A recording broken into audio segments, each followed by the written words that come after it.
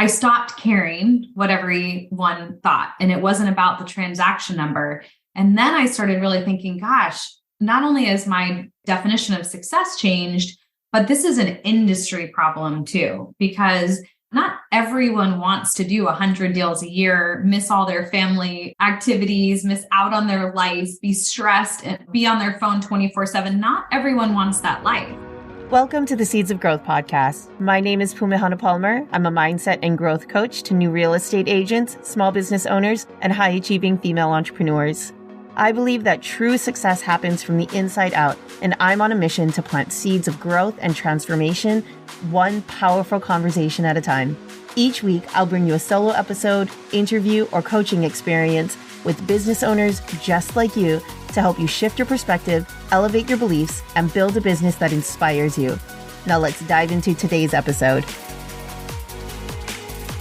Aloha guys. Today on the show, we have Jennifer Jordan. Jennifer is a friend of mine and an entrepreneur who is simply passionate about life and real estate. She has been a realtor for over 20 years in Southern California and is an active real estate investor and also a certified success coach. Jennifer's love of business runs deep, allowing her to develop sustainable retail and manufacturing venues over the years, one of which landed her on the list of Entrepreneur Magazine's top 100 innovative companies.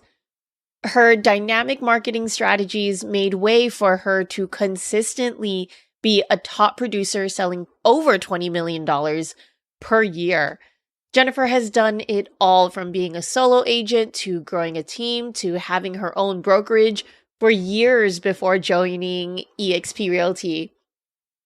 She's recently pivoted to concentrate more on real estate investing and coaching others to do the same. She specializes in helping realtors build a bold life that they love while creating a business with multiple streams of income.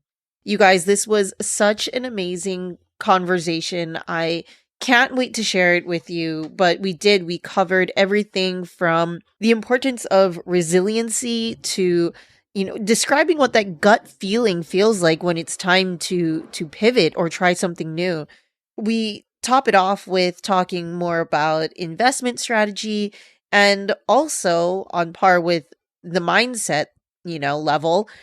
We also speak to what fear and imposter syndrome looks like in a high achieving and top producing entrepreneur and real estate agent. So buckle up, you guys. If you take notes, take notes. But this is a really great conversation, and let's dive into it. What's up, friends? Welcome back to another episode of Seeds of Growth. My name is Pumehana Palmer. I am your host and mindset and growth coach. Today, I am so excited to be finally hitting record on this conversation that I have with this amazing woman and friend, Jennifer Jordan.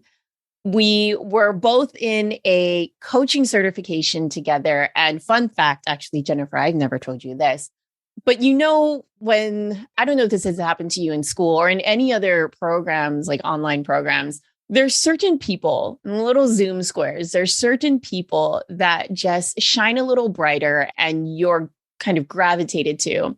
And your square, I was like, I want to be her friend. I said the same thing about you, which is so funny. That's so funny. Well, again, welcome. Please tell us a little bit about yourself, who you are, and what you do. Well, my name again is Jennifer Jordan, and I live in sunny, beautiful Southern California. I live in Carlsbad. We've had amazing rain the last few months, which we never do. And so finally, everything's green again, and it's beautiful here. But I've been in the real estate industry for about 20 years. I got licensed in 2003, so that's exactly 20 years. But during that time, I've done a lot of different things. I've been an entrepreneur in a lot of different industries, from retail and manufacturing. And I just love this business. I think it's a fabulous business to be in if you can do it right and build correctly. And now I've gone into the investing side of real estate, and I coach agents and other investors on, how to scale in this business and have financial independence. That's so amazing. Right before we hit record, we are having this really great conversation on entrepreneurship, both brick and mortar and online, and just being, or the value that risk has and the role that risk has in being able to pivot in all of these ventures. So before we dive into that, I learned our instructor for our certification course dropped this like golden nugget and nobody ever had a chance to ask you about it or explore it. So fun fact, you were formerly a New York City Rocket. Yes. That's so amazing. Tell me more. Well, it's funny. My friends always say I'm like an onion. When you continue to peel me back, it's not like the first thing I come out and say to somebody that I was a professional dancer. But as you continue to talk to me a little bit more, and sometimes I'll talk about traveling or I used to do this and that. And they're like, wait a minute, what you used to do? So yes, I started my career in life as an adult. I was 18 years old and started as a professional dancer. I've traveled the world. I've worked on a cruise ship. I was a Radio City Rocket for many years. I worked in Las Vegas in a lot of shows. I've been in a lot of shows all over the world and did that I retired dancing when I was 27. So long time ago now, almost 20 years ago, which is crazy. I'm 46. But yeah, I did it for a long time, loved it. And it's a very intense industry. I think it taught me a lot about resilience and discipline and obviously rejection, because as a dancer, you're getting rejected a lot. Thankfully, I was at a high level and got a lot of the jobs that I wanted, but I still was rejected. And that's carried me through in a lot of different industries and jobs that I've had.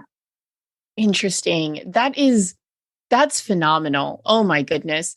I was actually, as I was doing a little bit of research, I watched, I think this past year, the past couple of years, there was a full-on like series. I don't know if it was strictly a YouTube series, but they did like a little television series on the audition process. And it's insane.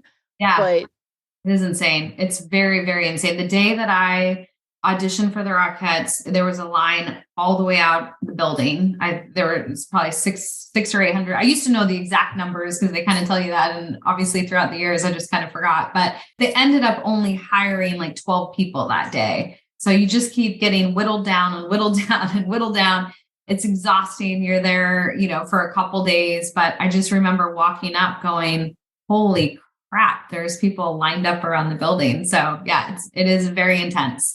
And, you have to be, another thing I learned is you have to be a 1000% team player. As a dancer, you're kind of this individual dancer and you have different moves and grooves and you hear music differently. But when you're in that, line as a Rockette, you have to all pick the same, think the same, hear the music the same. So you really have to learn how to tune into your partner. wow, I'm getting goosebumps as you're saying that because I think a lot of that is lost and a lot of that is, not really taught as well throughout the years and into the generations, right? We see this me, and really this influencer culture and mentality. It's Entitlement. yes, you're the spotlight. It's all about you. And yes, having that healthy ego and self-confidence is important, but also really having that bond with your team. That's not something, it was something that you had to learn, but it's not always something that can be taught. You had a spread of careers and options. Just even everything that you just listed off, that's such an insane smorgasbord of careers. How did you start to decide I'm going to do this and now I'm going to do this? Yeah, I've always been driven by my gut and just really what's lit me up.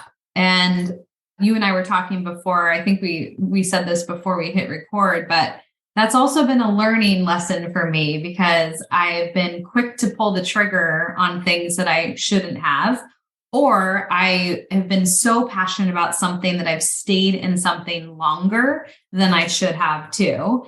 So now that I've kind of gotten into my 40s, I really feel like I'm finally at a sweet spot, which is so crazy that I've done all these things to lead up to here.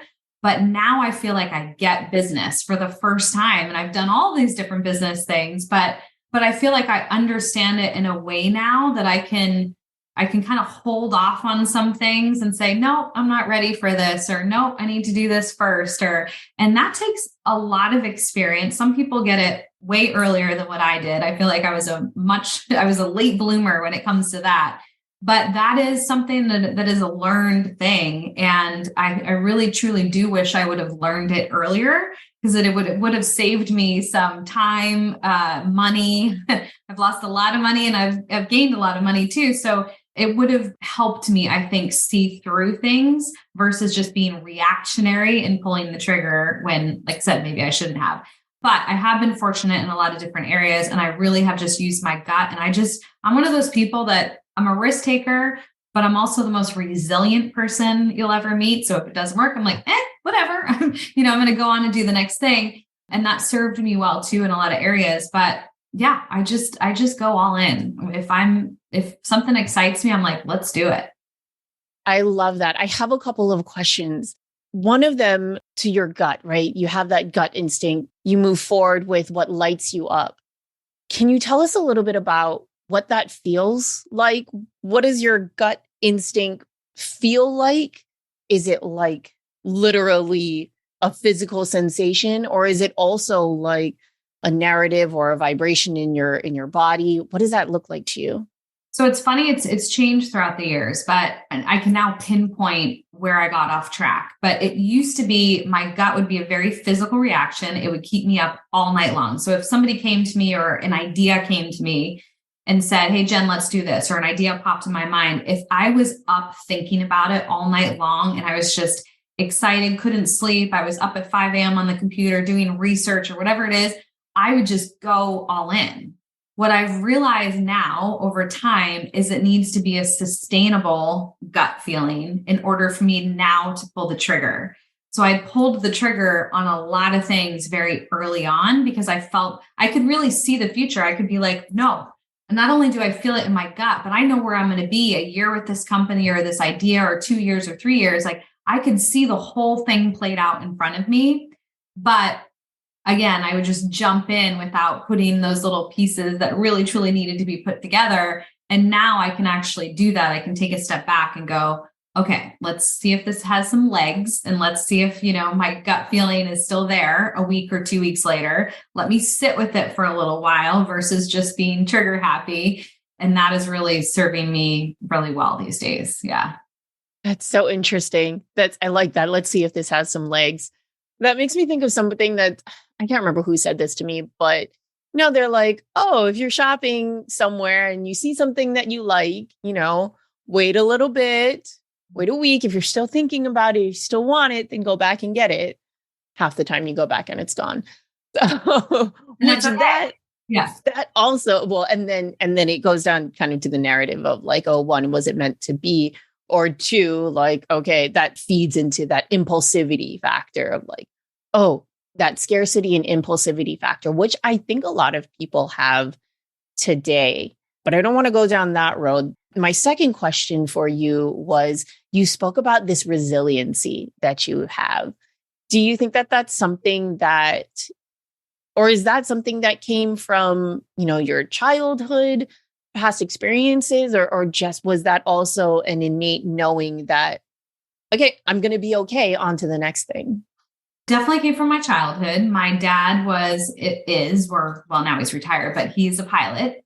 And so I grew up as a military brat, kind of going around to different places. And I was in 8 schools throughout my life. And so I think that taught me how to just pick up and, move somewhere else and learn how to easily meet friends and people and just kind of navigate my way through new schools. So that muscle memory definitely was learned at an early age. And then, I think it followed that through with my dancing career and being resilient when I didn't get certain auditions and just having to bounce back. I mean, what are you going to do? You need to eat and make money. And so I had to just go to the next audition, and you just kind of have to pick yourself back up and keep going. And I don't have a scarcity around money. And I think that's a really important part to being an entrepreneur, life in general. My money mindset is very strong. So I know I'm going to be fine. I know it's going to be there. And so it's not really a part of my thinking sometimes when it comes to doing what I want or love or want, a passion project or things like that. That's the secondary portion for me. I mean, I want to be successful, but it's secondary for me. Lucky. I'm just kidding. I'm just kidding. No, I think that's incredible, especially having a healthy money mindset, because, there's a lot of people out there that don't. And I didn't. Just a little bit of background. I mean, my mom was a single mom, and I was kind of raised to a point of, I just stopped asking for things because it was always going to be no. Cut to today, though, as parents, we want to give our kids what we didn't have. So now I'm trying to find that balance of like saying yes, but making sure they're not spoiled. Yeah. But then also, it's just that dance, the nuance of that. But yep. I think that's so incredible. My next question for you is, how has your definition of success changed throughout the years? Oh, a ton. And I've been having this conversation a lot lately with my real estate business partners, because I'm going to keep this specific to real estate right now. But when I first started out in the industry, how long have you been in the real estate business? I've been in the industry for about 6 years, actively selling for about 3, almost 4. Yeah. So I think, the thing that changes when you're in this business, and so for me, it's been 20 years. I used to be all about, and I think this is just how the industry has changed itself, but how many transactions do you do? What number am I in my market? And that's really what always drove me. And I think in our industry, that's the first question that people say. How many transactions did you do last year? What's your GCI? What's your volume? Blah, blah, blah. And when you start getting comfortable in your own skin, and I started creating multiple streams of income. So real estate investing, coaching, all these little things, passion projects that I was doing. And those started to create some financial stability for me. I stopped caring what everyone thought. And it wasn't about the transaction number. And then I started really thinking, gosh, not only has my definition of success changed, but this is an industry problem too, because not everyone wants to do 100 deals a year, miss all their family, activities, miss out on their life, be stressed and, be on their phone 24/7. Not everyone wants that life. And what do we say as realtors? If you're not really that successful realtor that has a team or, doing a high volume, then you must not be successful. And that's just not the case. And how success for me has changed is I want to be like way under the radar. I don't care if my name ever pops up. Last year, I barely did a deal. And the year before that, I did 17 million in sales. And so it's not, I could go from, and I've done 40 million in sales with my business partner. So I've been on the high scale of it. And then I've been on the nothing, but guess what? My investments paid for my life last year. And so I didn't really want to do that. I wanted to do and enjoy some other things. And so I've created these legs for myself and these pillars in my business that isn't all about how many deals I close each year. So success for me is happiness, being with my family and being able to travel and being location free. And eventually, I'm not there yet, but eventually being completely financially independent and free. I feel like doing a slow clap for you. Mic drop? No, okay. Mic drop. Yes, exactly. You hit it right on the head that you need to be very mindful of your metrics, the metrics of which you measure your success. Yes, absolutely. I've been on the team. I've been on that team. Hey, we are doing X amount of deals. You're going to be making this much. You should be closing these leads and this amount of leads and blah, blah, blah. Yeah. And I'm just like, I left that team last year. Yeah. But of course, build differently, yeah. And we Exactly. can do that. I mean, that's what's so amazing about this industry. There are so many different ways that you can slice and dice real estate. There are so many different ways that you can build out, this career for you. It is not linear. It does not have to be one way. And most people just get caught up in that because, again, that's what we're seeing and that's what kind of the industry standard is. But it really, I mean, now me coaching investors, there's real estate agents that only do 3 deals a year that I work with, but they own 10 doors, so they don't really care. They just want to do deals for their own family or friends, but they've learned the skill of investing. And let me tell you, that is going to build way more generational wealth than doing a transaction ever will. And that's where our industry is flipped because as a real estate agent, in that high volume person, I know because I've been there. I mean, I'm saying this actually from experience. I've made a lot of money and I've spent a lot of money. And I was one of those realtors that didn't pay my taxes until the next year. And then I had to work, the first quarter to pay for what I was going to pay the year prior. I mean, that is how most real estate agents are. And so it didn't matter how many deals I was doing. It didn't matter that I did $50 million deals. It didn't matter because I still was spending way more than I should and living this high lifestyle that my money just went for what? And so now what kills me now is to look back at how much money I made and know that I did not invest it or I did not buy an apartment complex for what I was, and I look back now and I'm like, ugh, I hate the old Jennifer. And I've had to really, work on like working through those, mindset shifts because I'm really frustrated at her. Like, I'm just mad, that she spent all this money. I want all that money now to invest. Oh, give it back. Yeah, give it back. So this was all driven from a divorce. I went through a major life divorce quite a few years ago, and I was married for almost 17 years. And so I was just with the wrong person who really kind of kept me small. And when I finally went through and shed everything and, broke the chains, if you will, and I got a divorce, I wanted to completely change my life. I didn't care about the ocean view house anymore. I didn't care about everything that we had material wise because I did not want that lifestyle. I didn't care about the country club. That was not me. And it didn't serve you. It didn't serve me. I don't care actually about money or any of that. That's just not who I am. And so when I left, I completely downsized. I shut everything. I didn't care. And a quick story is I downsized into a townhome, ended up meeting the love of my life, probably 4 or 5 months after my divorce online. And now I'm getting remarried in 3 years or in 3 months. So it can all happen. And that's been we've been together for 3 years and we'll be married in 3 months. But so life on the other side is amazing, but we share the same values and we speak the same language when we talk about our future. And that is that our investments will pay for our lifestyle first and then our primary residence second. And so that's what our plan is. So it's been working, our investments now pay for our fixed expenses. We downsize, we rent. I'm okay with all of that, but I walked out of my townhome probably about 3 or 4 months ago and ran into one of top agents that I've known for a long time.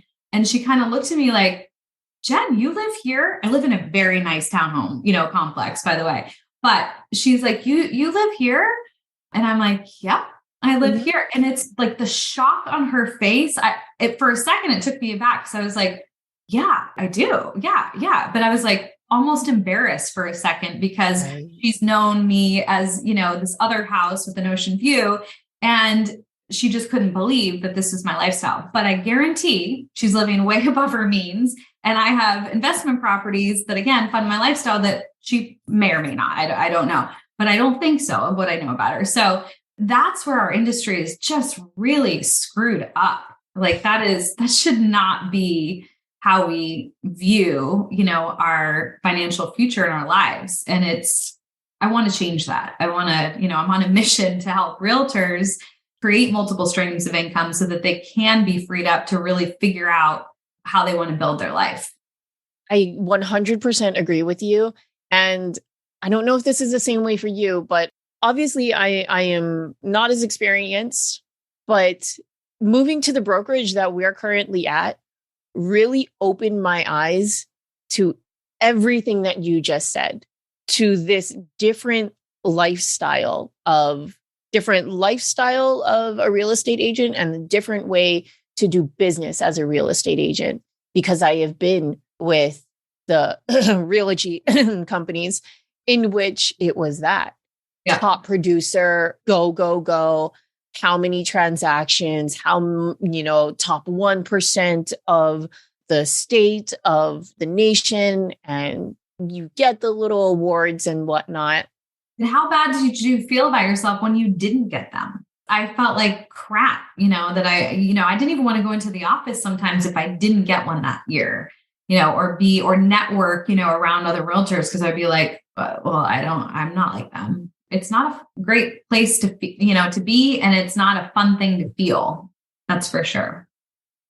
Absolutely. Agreed. I think you talked about this a little bit. You touched upon it, but what's been lighting you up lately?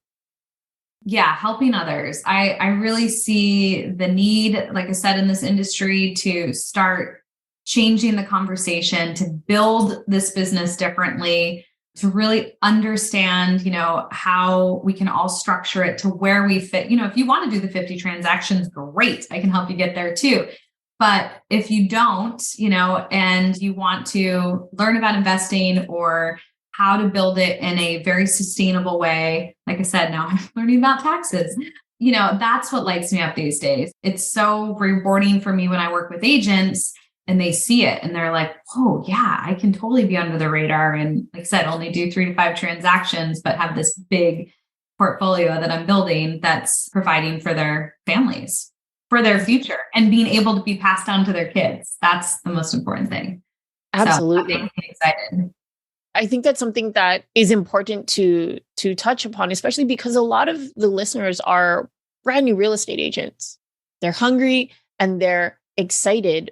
But at the same time, one of the things that I do tell them is that, hey, when you are working and operating from a place of, I need this transaction, I need this commission, I need to pay my bills, then it's not a great foundation for your business. And at the same time, it's arguable that you are not operating in, your fiduciary duty. It really is difficult to make the choices that you need to make in order to create that lifestyle where, hey, I'm going to do what I need to do so that my basic necessities are taken care of. Yep. And then I get to do business in these other ways. I get to do this. And then that's where it's a little easier to say, no, thank you. I don't want to pursue that opportunity, or that lights me up. Yeah, for sure. And I think too, even if, like you said, as a new agent, I was a hustler back then too. So yes, I'm where I am now because I was a hustler and, built up a clientele that I can kind of choose to turn on and off. And I don't mean it as flippant like that, but I can dive back in if I want to, but I have systems set up to where they're always running and they're getting their touch points and their quarterly gifts and all of that. So all my systems run. And then I either decide to pass them off to a realtor that I'm close to and refer the business, or I choose to jump back in. So that's kind of like the fluidity that I've created for myself. But if you're in that hustle period, I think the only thing to think about now is that it's awesome that you want to do a lot of transactions, but there's another way to use that money that will go further than just looking for the next transaction again. So that's where like I said, looking back, if I was in that hustle period, if I could do it all over, I would talk to the Jennifer, that just got her license and go, this is awesome. You went from 11 deals one year to, 40 deals the next year. Will use all of that extra money and start your investing journey. And I would be much, much further along now than what I was back then. But we get excited. There's a lot of money in this business. And you're like, whoo, I could do this and I could do that. But what if you just delay that primary residence for a little bit, or you don't need the larger house because you can, it's learning that control and that constraint to be better for your future. Oh my goodness. I just had so many ideas as you were talking. And I'm trying to definitely be present and whatnot, but you have so much wisdom. And I'd really like to have you on the podcast to talking to like the newer agents, the fresher agents, right? Okay. When you start to get these deals going, this is what you need to do. This is what you can do to set yourself up. Because yeah.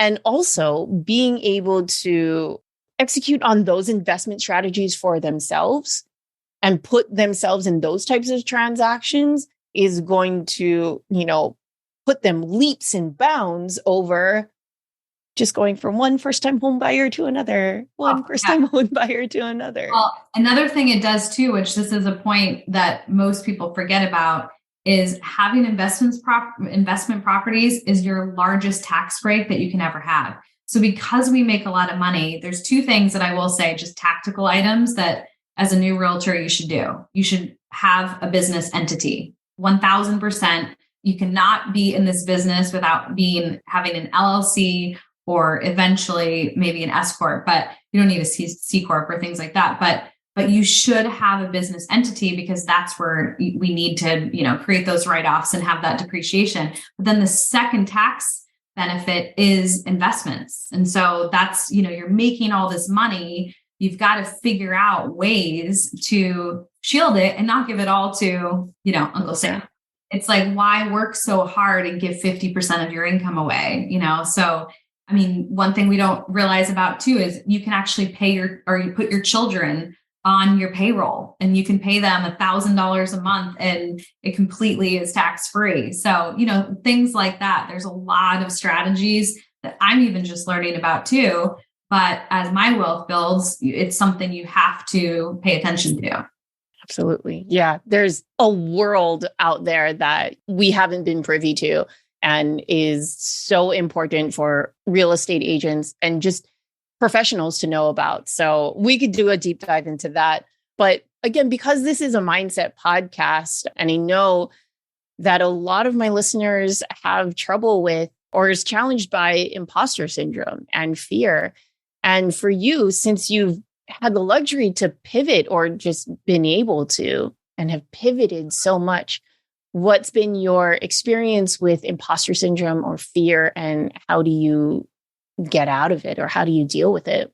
It's been huge. It's been like this thing on my back, I think, in every stage of my journey. And it hit me last year even really hard because I did an online course and I had to put myself out there and shoot the videos and get into social media and all that. And that was it's crazy how just that, can make you fearful. I'm like, God, I've done all this stuff and I'm really worried about getting on camera or, creating this course and putting myself out there because it was my knowledge. And I was just fearful that, somebody wasn't going to be able to be successful, or, I'm so invested in what I do. I'm such a perfectionist that whatever I put out, I want it to be really great. So that was huge. And I had to really work towards that or through that. But one thing I started, I'll tell you about my new passion project, because I think this is exactly what we're talking about right now. My business partner and I at EXP realized that confidence is the biggest hang up for realtors. And it's in a lot of different areas, confidence in negotiations, confidence in how to build, confidence in your systems, confidence in dealing with clients, whatever it may be. It all boils down to the word confidence. And if you're confident or you're not confident. So we created a free Facebook group called The Confident Agent. And my business partner, Stacy, she's just amazing in general, but she grew a team back in the day and it was evaluated for 7 figures and she exited. So it's very rare to find somebody that's grown a team. She went from 0 to 300, deals a year and created all the systems and exited her team with a 7-figure evaluation. So she's done a lot. So anyway, she's amazing on her own right, but you'll have to have her on sometime. But so we created this Facebook group called The Confident Agent. And we truly believe if you're not a confident agent, you're a confused agent. and we can't move Good. forward in being in that state. So we talk about 4 things. We talk about mindset and motivation, which is the first pillar of being a confident agent. We talk about systems and strategies, which is the second area of being a confident agent. The third is execution and accountability. And then the fourth is creating those multiple streams of income. So we talk about all of that in the confident agent. So we created, this platform to be able to just pour back, to the agents and really get them to understand that being a confident agent is key. So that's kind of our passion project. We're just doing that. So that's amazing. Find me on the Confident Agent Facebook group. Yeah. So I would absolutely love to get the link to that. And I would absolutely love to shoot that out to the listeners too. It's a free Facebook group. You don't have to. Yeah. Okay. No, free Facebook group for realtors. Eventually we may do masterminds, around that and things like that, but we're just pouring our knowledge and our love for, this business into it, and just really want some good people in the group, and we want to give back. I love that. And I love how you broke it down to, if you're not a confident agent, then you're a confused agent. The confused, you have answers to that. Okay.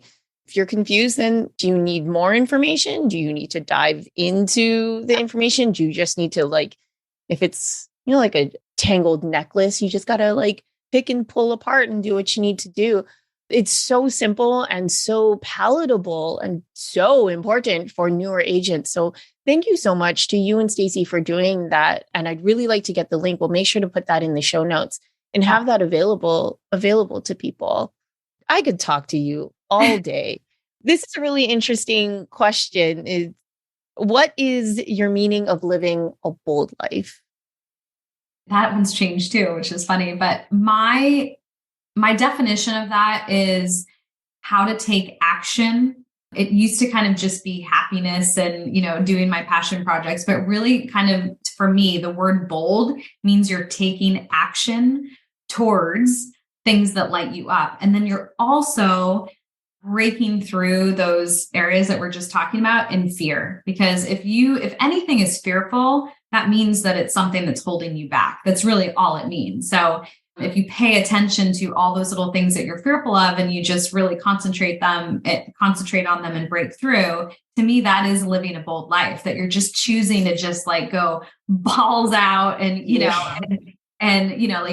running across the finish line, all the time. And you're just exuberant and you're obsessed with happiness. And, you just want to take action and break through that fear. That to me is living a bold life.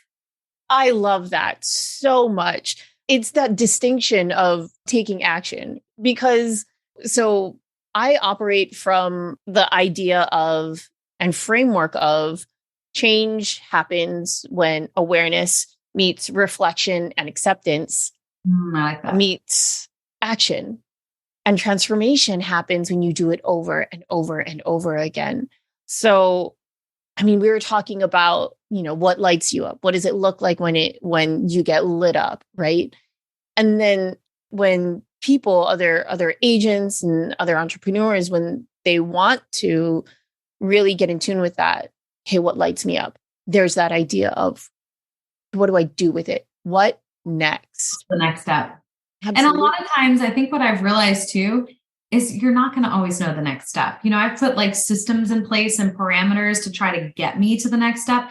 But my biggest weakness in my life, without a doubt, has been consistency. I've veered off of things because, again, I was always squirrel, like we always say with real estate agents, squirrel, what's the new thing over here? What's the new thing over there? And so I've had a really hard time honing myself in and just getting myself to, move forward and stay consistent. But once you kind of put those parameters and you give yourself some grace, and then you realize how you work best, that's really what it is figuring out how you work best.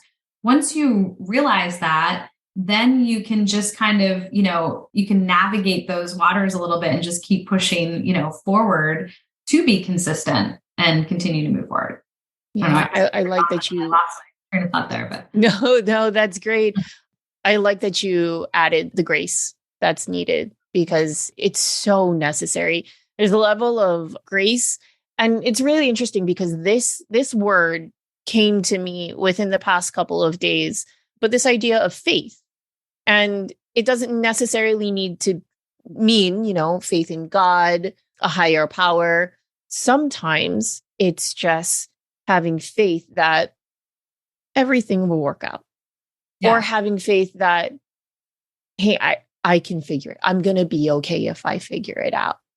I think the biggest thing I've just learned just recently is faith in myself. If we don't have faith in yourself and confidence in yourself, going back to that confident agent, if you don't have faith in yourself, then who the heck is going to help you? Because at the end of the day, we're on our own journey. Like, I love my life now with my new family. I've got 2 stepkids, soon to be stepkids, and like I said, love my life, but I still have to pick myself up and move myself forward, each day. And I have to have faith that I'm going to go through and execute what I say I'm going to do and be true to my word. And so a faith in yourself is a big one that I've had to learn and really make sure that that's there. Yeah. And that happens confidence. So yeah, it's all connected. It's mindset and it's experiences. One last thing. What's next for you? What are you excited about and looking forward to? I'm excited for my wedding, and I'm also taking a 3-week Italian honeymoon. So I'm very, very excited about that in June. But I'm really excited that I think, and I don't want to say, like, I don't mean it in an egotistical way, but I feel like this is my year, like everything that I've been putting into place for the last few years, because building anything takes time. So, I've also had to give myself grace in that with the coaching and the courses and the helping. It all takes time to put yourself out there, but I really feel like it's like finally like all come together. And I'm excited to see where this new journey and this conversation of building differently in real estate and helping people with the confident agent, how to be a confident agent. I'm excited to see where that all leads. So I love new things, and I love the start of it. So yeah, I think this is going to be a great year. Oh my goodness. Well, congratulations to you on your upcoming wedding. How exciting to find love and to have this new beginning, and everything that you're building. It's amazing and so fantastic. Just to put a bow on this and wrap this up, where can our listeners find you and connect with you? Yeah, so I'm on Instagram the most at Jennifer Jordan Homes. That's plural. And then you we'll put the link for the Confident Agent Facebook group, but join that if you're an agent. I think that it will be really helpful for a lot of people. But yeah, I'm mostly on Instagram. I'm on Facebook too, but most of what I do is on Instagram at Jennifer Jordan Homes. Very nice. Well, thank you so much, my friend. Thank you for this incredible conversation and just dropping all kinds of knowledge bombs on us. I cannot wait to have you on the podcast again. Thank you so much. I adore you. Thank you. Thanks so much for listening. If this episode served you, please do me a small favor and head to your favorite podcast platform to rate and review the show. Your small act will play an exponential role in getting these powerful conversations out into the world. Be sure to connect with me on Instagram at @PumeHanaPalmer and DM me with your insight and takeaways. See you next time. Aloha.